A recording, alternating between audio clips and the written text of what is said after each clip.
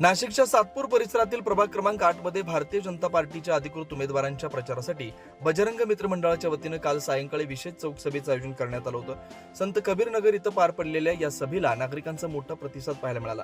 या चौक सभेला भारतीय जनता पार्टीचे मुख्य प्रवक्ते अजित चव्हाण उपस्थित होते. यावेळी त्यांनी उपस्थित नागरिक मतदारांना मार्गदर्शन करताना भाजपच्या विकासात्मक धोरणांवर सविस्तर भाष्य केलं. केंद्र व राज्य सरकारच्या माध्यमातून राबवण्यात आलेल्या विविध विकास कामांचा आढावा त्यांनी यावेळी मांडला. थोडक्यात मला आवाहन करायचंय, कविताताई लोखंडे, उषाताई बेंडकोळी, आमच्या अंकिताजी शिंदे, प्रवीण पाटीलजी, या चौघांनाही कमळाचं बटन दाबून आपल्याला विजय करायचा आहे. एक इथं विषय सुरू होता, आता पटकन सांगतो, 2-3 गोष्टीच मी बोलेन, जास्त बोलणार नाही.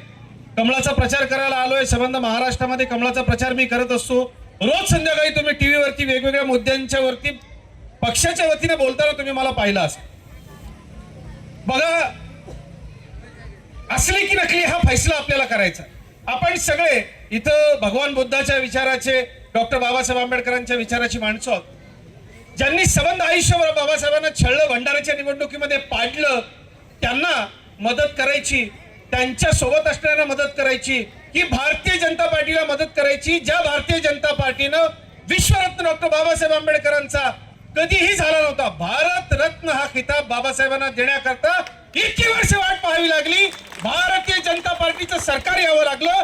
तेव्हा माझा महामानव, ज्यांच्या विचारावरती मी आयुष्यात चालतो, त्या बाबासाहेब आंबेडकरांना भारतरत्न किताब देण्याकरता भारतीय जनता पार्टीचं सरकार यावं लागलं. या प्रसंगी महेंद्र शिंदे, सागर वैद्य यांच्यासह भाजपचे उमेदवार प्रवीण फकीरा पाटील, कविता दशरथ लोखंडे, उषा हिरामन बेंडकोळी, अंकिता महेंद्र शिंदे यासह बजरंग मित्र मंडळाचे पदाधिकारी आणि कार्यकर्ते मोठ्या संख्येने सभेला उपस्थित होते. सभेदरम्यान विविध मान्यवरांनी स्थानिक विकास, नागरी सुविधा आणि आगामी योजनांबाबत आपली भूमिका मांडली. यावेळी रश्मी हिरे यांनी विरोधकांवर जोरदार टीका करत मतदान प्रक्रियेबाबत नागरिकांमध्ये संभ्रम निर्माण करण्यासाठी विरोधकांकडून अफवा पसरवल्या जात असल्याचा आरोप केला. नागरिकांनी कोणत्याही अफवांना बळी न पडता विकासासाठी मतदान करावं आणि भाजपलाच मत द्यावं असं आवाहन त्यांनी केलं. ज्यांचं मतदान आहे त्यांना पण तुम्ही सांगा, कमळाचंच बटन दाबायचं. आपल्या देशात नरेंद्र मोदी अतिशय चांगलं काम करता आहेत. तुम्हाला माहिती का, आंबेडकरांचं लंडन मध्ये असलेलं घर कोणी विकसित केलं? तिथे आंबेडकरांचं स्मारक आपण बांधलं आहे, ते नरेंद्र मोदींनी बांधलं. आतापर्यंत काँग्रेसच्या सरकारांनी आंबेडकरांचा नावाचा फक्त वापर केला आणि फक्त मतं खाल्ली.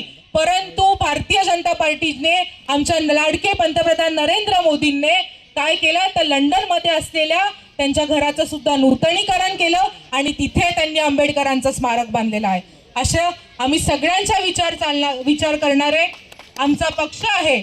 आणि फक्त बुद्धविहारच नाही, फक्त मंदिरच नाही, परंतु प्रवीण दादा त्यांनी सांगितलं की गंगापूरमध्ये तिथे कब्रिस्तान आहे आणि आपले जे मुस्लिम बांधव आहेत त्यांना तिथे जाता सुद्धा येत नव्हतं. इतका खराब रस्ता त्या कब्रिस्तानचा होता. त्या मुस्लिम बांधवांचं सुद्धा काम सीमाताईंनी केलं. त्याच्यामुळे आम्ही कुठल्याही जातीवादीत न पडता जो आपल्या दारात येतो त्याचं काम आम्ही 100% करून देतो. तुमचे पण जे काही कामं आहेत ते 100% करू. तुम्ही आमच्यावरती विश्वास दाखवा, आम्हाला प्रेम द्या, आम्हाला तुम्ही मतं द्या, कमळाचं बटन दाबा. नक्कीच तुमचे सगळे कामं मार्गी लावू. एकूणच संत कबीर नगर इथं पार पडलेली भव्य चौकसभा भाजपच्या प्रचाराला मोठं बळ देणारी ठरली. प्रभाग क्रमांक 8 मध्ये भाजपचा प्रचार वेग घेत असल्याचं चित्र पाहायला मिळतंय. 9 न्यूज महाराष्ट्र ब्युरो, नाशिक.